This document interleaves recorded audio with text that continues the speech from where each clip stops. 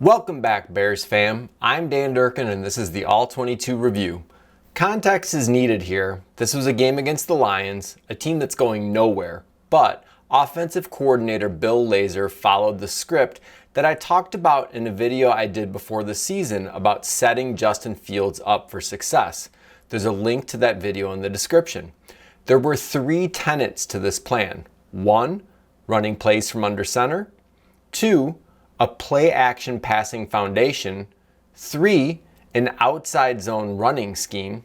The Bears did all of those things. On top of that, they designed a sensible pass protection scheme that included heavier personnel groupings to provide help on the edges with chip blocks from their tight ends and check releases by the running back. The end result was their first 3 offensive touchdown game of the season, 188 rushing yards, their first 100-yard receiving performance of the season, a career-high 125-yard game for Darnell Mooney, and 5 explosive passes. The Bears have been the NFC's least explosive team since Matt Nagy arrived, so this is unusual productivity and a sign of what they're getting in a big game hunter like Justin Fields. Today's video is going to look at how those explosive passes were designed and executed, so let's get into the tape. The first clip comes from the Bears' first offensive possession of the game. From 11 personnel, they're lined up in a 2x2 set with running back Damian Williams in the backfield. They use a 6-man protection against what turns out to be a 5-man rush from the Lions as they send one of their inside backers. Off of play action, the route design has Allen Robinson running a 9 route to vertically threaten and clear the deep third on his side of the field, Marquise Goodwin running a post to influence the free safety and take the top off of the defense, which sets up Darnell Mooney with a lot of green grass on his deep over route across the formation. The Lions are playing a form of cover 3 match, so the 2 deep routes to the left influence 3 defenders. This leaves the cornerback on the opposite side of the field trailing Mooney the entire time. It's a slightly high ball here from Fields, but an excellent design to pry Mooney open. The second clip comes from the Bears' second drive. They're backed up in their own territory, and from 12 personnel, 1 back and 2 tight ends, they again prioritize protection. 7 on the line of scrimmage and the offset running back. There's a check release from the back and chip blocks by the tight ends to the flat.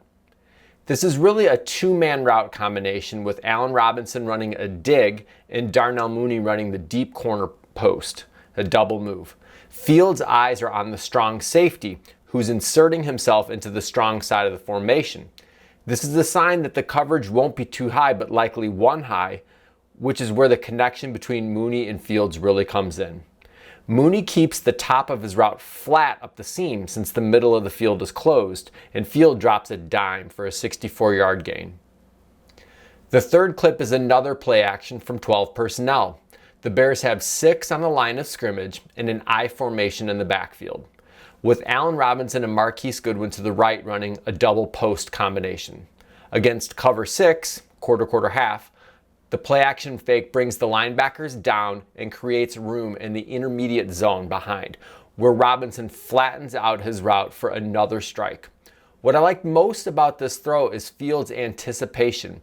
His hands break, meaning he takes one hand off the ball to start his delivery as Robinson is making his cut.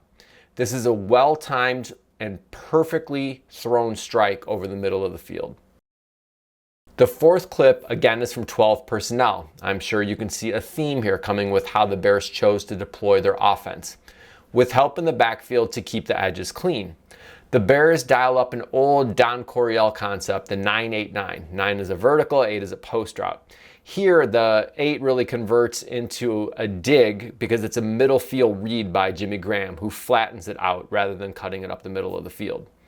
The Lions are playing 2-man coverage, so man underneath and 2 high safeties covering the deep halves over the top. And just like I highlighted in a previous video about how Darnell Mooney wins free releases with his footwork, there's a link to that video in the description, He does it again here to get a clean release up the sideline, stack on top of the defender, and Field drops another dime over the top. The final clip to me was Fields' best throw of the game. I tweeted a little bit about this during the game. Fields needs to learn that in the NFL, an open throwing window can be as narrow as the width of a receiver with leverage's shoulders. That could be 18 inches. So he needs to trust his eyes and the call and just let the ball rip, just like he does here to Allen Robinson. This is from 12 personnel in a 3-by-1 set. The Bears go with a max 8-man protection, 7 on the line of scrimmage, and the running back. Goodwin runs the deep over, while Robinson runs the post corner to the sideline. This is a hole shot into the Lions' cover 2, and again, Fields threads a beauty, and Robinson gets the toe tap on the sideline for another big play in the passing game. It's a night and day difference in the game plan, which is built around protecting Fields, defining his reads, using play action, and timing things up by keeping him under center. So kudos to Bill Lazor for the game he called, and hats off to the offense. They certainly needed this one. I hope you enjoyed the video. If so, it's shameless self-promotion time. If you're new to the channel, thank you for stopping by. Please hit that like and subscribe button. It really does help me out. And if you want to, you can also follow me on Twitter at DJ Durkin. I provide in-game, real-time analysis for all Bears games throughout the season. Please stay healthy and well. We'll see you guys soon.